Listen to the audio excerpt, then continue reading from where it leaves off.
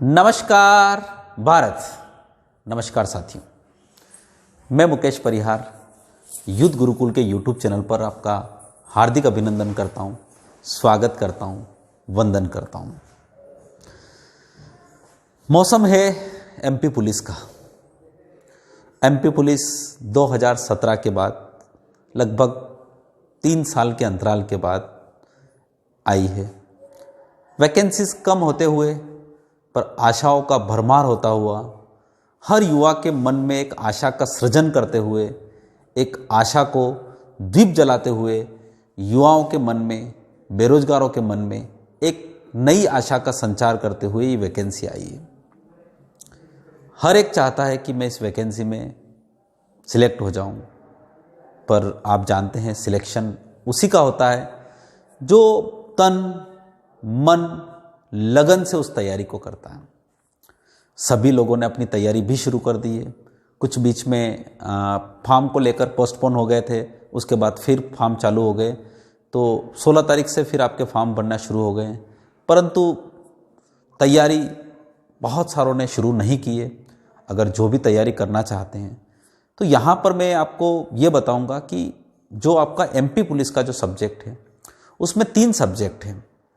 अगर हम बात करें जीके की, हम बात करें मैथ्स की और हम बात करें रीजनिंग की, तो जीके, मैथ्स और रीजनिंग में मैथ्स का रोल जो है बहुत ही महत्वपूर्ण है। मैथ्स ऐसी चीज़ है जिसमें अच्छी से सुव्यवस्थित तैयारी करके पूरे में से पूरे नंबर लाए जा सकते हैं, क्योंकि और सारे सब्जेक्ट्स में रीजनिंग बहुत सरल है। रीजनिंग की बात नहीं करेंगे अपन, क्योंकि यहाँ पर हमने मार्क्स में जो है हमको ज़्यादा कवरअप करना है। तो हमारा आज का पूरा सेशन रहेगा कि how to get full marks in MP police, Madhya Pradesh police पात्रता परीक्षा जो है आपकी। तो एमपी पुलिस हमारा मेन मकसद है। एमपी पुलिस पूरी तरह से हम एनालिसिस करेंगे। एनालिसिस 2017, 2016, 2015 जिस प्रकार से एमपी पुलिस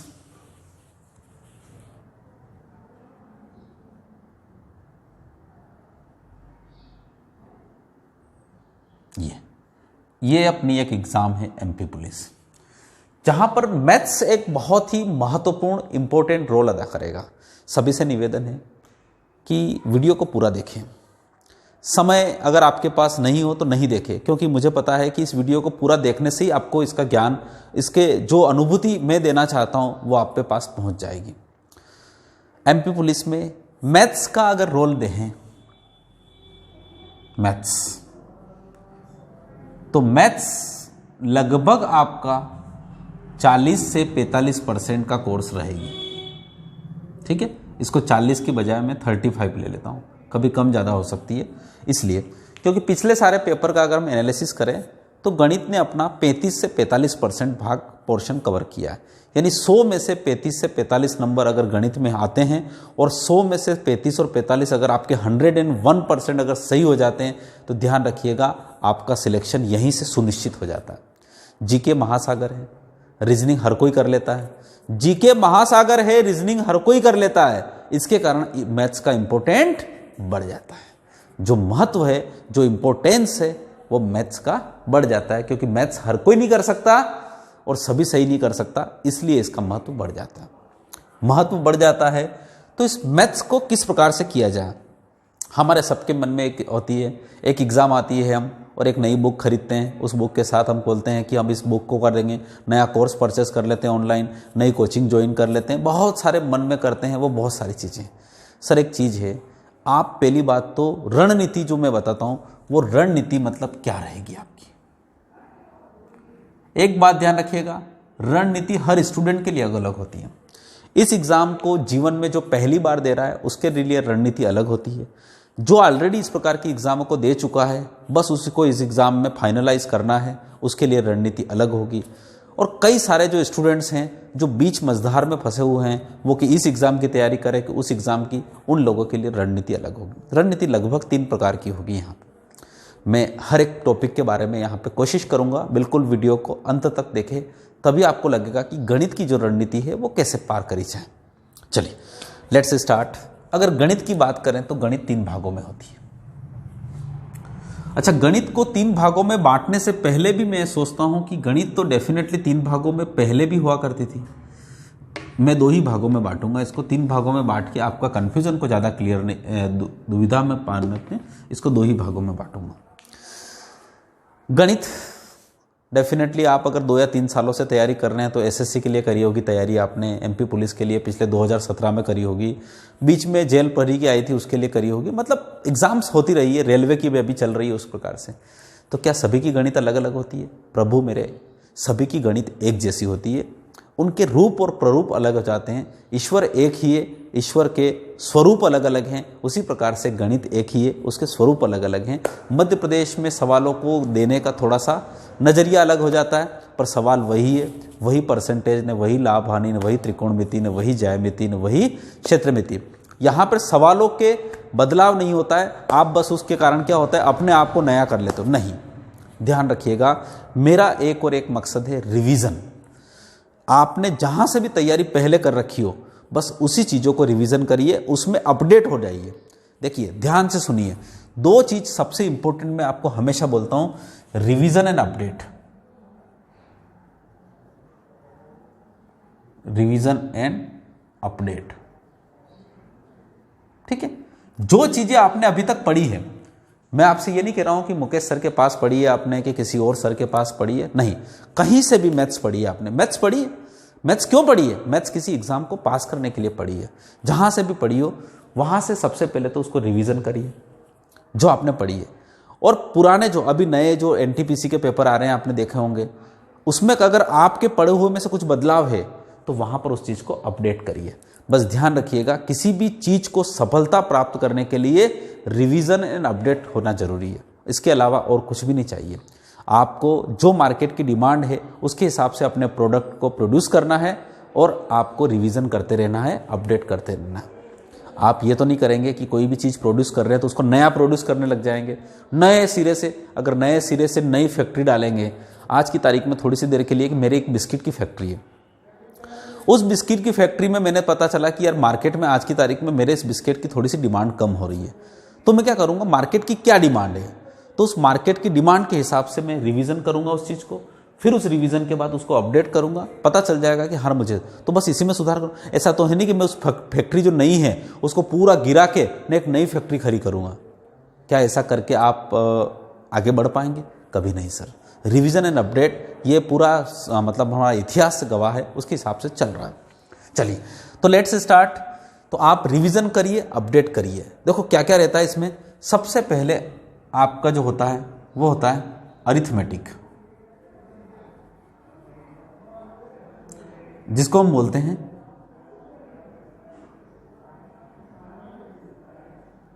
अंक गणित, और यहां पर एक और होती है एडवांस मैथमेटिक्स, ठीक है, जिसको बोलते हैं विकसित। विकसित का मतलब थोड़ी सी टफ टाइप के लेवल की होती है, इस प्रकार की चीजें होती है। चलिए, ज्यादा कुछ करना नहीं है आपको, ज्यादा कुछ इसमें है नहीं। यहां पर जो टॉपिक होते हैं उस टॉपिक में मैं बात करता हूं। सबसे पहले आती है माना कि संख्या पद्धति। क्या आ जाएगी? संख्या पद्धति। किसी प्रकार कोई दिक्कत तो नहीं? संख्या पद्धति। अब संख्या पद्धति में क्या क्या आ सकती है सर? संख्याओं के प्रकार आ सकते हैं,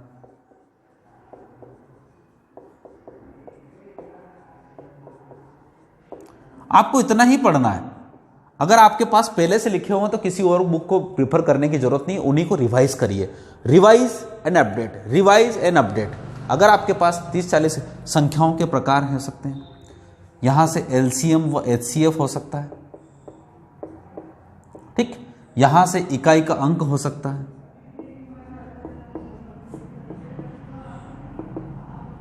ठीक है, यहां से वर्गमूल और घनमूल हो सकता है,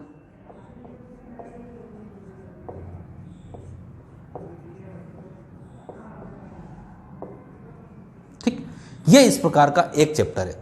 ध्यान रखिएगा, बस इससे ज्यादा आपको पढ़ना नहीं है। संख्या पद्धति में संख्याओं के प्रकार पढ़ लीजिए, थोड़ा एलसीएम एचसीएफ पढ़ लीजिए, इकाई का अंक पढ़ लीजिए, वर्गमूल और घनमूल पढ़ लीजिए, बस इतना सा।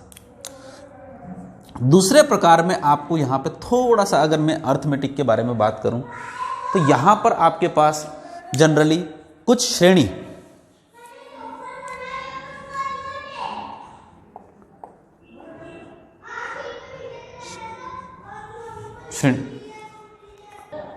चलिए, तो यहां पर श्रेणी हो सकती है। श्रेणी मतलब होता है सीरीज। सीरीज मतलब होता है बहुत सारी संख्या है, जैसे कि 2 है, 2 के बाद 4 आ गया, 4 के बाद 6 आ गया, 6 के बाद 8 आ गया, 8 के बाद 10 आ गया, इस प्रकार की सीरीज होती है। उसके बाद थोड़े से उम्र वाले सवाल हो सकते हैं, ठीक है। उसके बाद आपके पास अनुपात समानुपात वाले सवाल हो सकते हैं। जनरली हर एक एग्जाम के लिए यही पैटर्न है, कुछ नहीं है, लिखूंगा मैं वही, अनुपात समानुपात हो सकते हैं। उसके बाद आपके पास औसत वाले सवाल हो सकते हैं, यानी संख्या पद्धति में इस प्रकार से सवाल, उम्र, अनुपात, समानुपात, इस प्रकार की चीजें हैं। 5 ये चीज हो जाएगी। इसके बाद आपके पास अगर मैं देखूं तो यहां पर और आपके पास प्रतिशत हो जाएगा,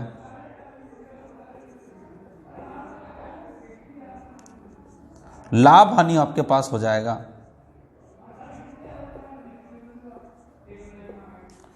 लाभ हानि के बाद आपके पास यहां पर समय और दूरी हो जाएगा, ट्रेन वाले सवाल जिसको हम बोल सकते हैं। छोटी छोटी सी चीजें हैं सर। उसके बाद यहां पर मैं देखूं समय और दूरी के बाद तो कार्य व समय हो जाएगा, मजदूर काम दिवस वाले सवाल जिसके बारे में हम बोलते हैं वो सवाल। अब आप देखिए, उसके बाद यहां पर थोड़ी सी और चीजें ले लेते हैं। देखिए, तो यहां पर साधारण ब्याज व चक्रवर्ती ब्याज हो जाएगा,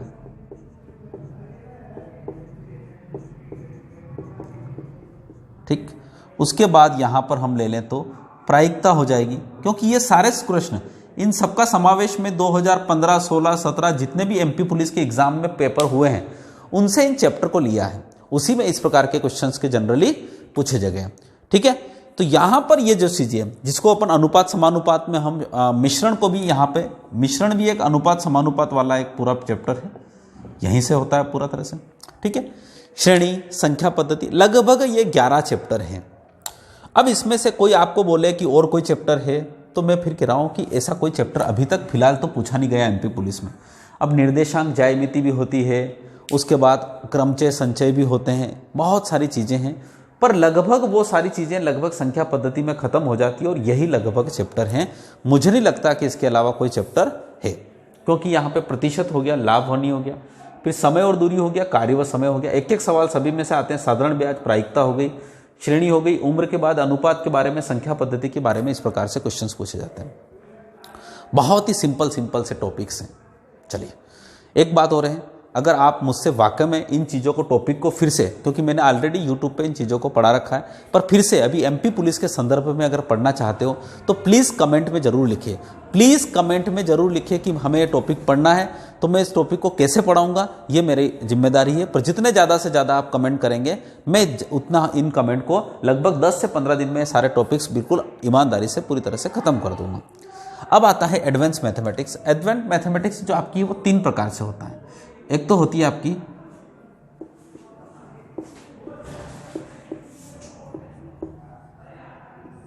क्षेत्रमिति,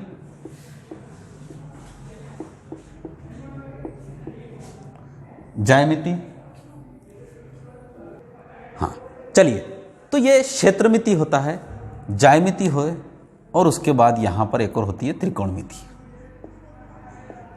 ये 3 मिति जो भाई साहब है बहुत ही खतरनाक है।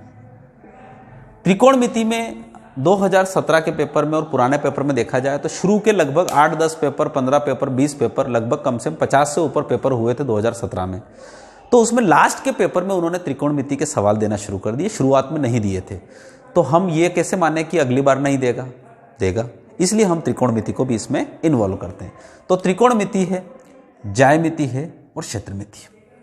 अब क्षेत्रमिति आपको पता ही है, क्षेत्रमिति में अपने आप में त्रिभुज, चतुर्भुज, देखो क्षेत्रमिति में क्या क्या होता है, त्रिभुज होता है, चतुर्भुज होता है, वृत्त होता है, आपके पास बेलन होता है, उसके बाद आपके यहाँ पे शंकु होता है, उसके बाद गोला होता है, और इस प्रकार की सारी चीज़ें होती है। ज्यामिति में इन सारी चीज़ों का त्रिभुज, चतुर्भुज और वृत्त जो हैं इनका पूरा है समरूपता, सर्वांग समता, बहुत सारी चीज़ें हैं। और त्रिकोणमिति में आपके साइन थीटा, कोस थीटा, जिसके बारे में आपने थोड़ा सा पता ही होगा। चलिए, ये इस प्रकार की सारी चीज़ें इसमें सम्मिलित है। तो इस प्रकार से हम पूरे सिलेबस को देखें तो ये सिलेबस है। अब इसमें आपको प्रैक्टिस कैसे करना है, ध्यान रखिएगा। इन सारी चीज़ों को भी दिन रात पढ़ लो, पर प्रैक्टिस नहीं होगी तो कुछ नहीं होगा। देखिए, संख्या पद्धति पे पुराने जितने भी पेपर हैं उनके ऊपर लगभग 50 एक प्रश्न, इनके लगभग 50 प्रश्न, इनके उम्र के भी लगभग 50 प्रश्न, अनुपात समानुपात के भी मिश्रण के 50 प्रश्न, औसत के भी लगभग 50 प्रश्न, प्रतिशत के भी लगभग 50 प्रश्न, लाभ हानि के भी 50 प्रश्न, और इस प्रकार से सभी के 50 प्रश्न। तो ये 11 है, तो यहाँ पर मैं 11 से मल्टीप्लाई करूँ 50 का, तो 11 पाँचों कितना होता है, 550 हो जाता। तो ये 550 प्रश्न हमारे पास लगभग इकट्ठे हो जाते हैं। चलिए, तो इस प्रकार से 550 क्वेश्चन। अब आप सोचिए, अगर आपके पास अर्थमेटिक में 550 क्वेश्चन, वो क्वेश्चन इकट्ठे हो गए जो परीक्षा में आए, तो इन 550 क्वेश्चन को क्या करिए, 10 बार प्रैक्टिस करिए। अब आप सोचोगे सर ये क्या कर रहे हैं, सर प्रैक्टिस ही तो है सर। किसी सवाल को अगर हम बोलें 15 गुणित 12, तो अगर 180 तुरंत बोलने की आदत हो गई, इसका मतलब आपकी प्रैक्टिस हो चुकी है। समझ लीजिए, एक ही उदाहरण से केवल कि 15 में 12 का गुणा, अगर आप 12 5 60 ने 12 एकम 12 ने, उसके बाद फिर आप 6 जोड़ोगे, 18 जोड़ोगे, 180 नहीं, 12 में 15 का गुणा करने पर 180 आ जाता है। इसका मतलब ये हुआ कि आपकी प्रैक्टिस अच्छी हो गई, और प्रैक्टिस से ही आपका समय कम लगेगा। समय कम लगेगा तो जहाँ कठिन सवाल होते हैं उनके ऊपर आपको एक निश्चित समय मिल पाएगा। तो ये लगभग 550, इसमें थोड़ा सा और मान लें तो 600 प्रश्न आपके पास हो जाते हैं।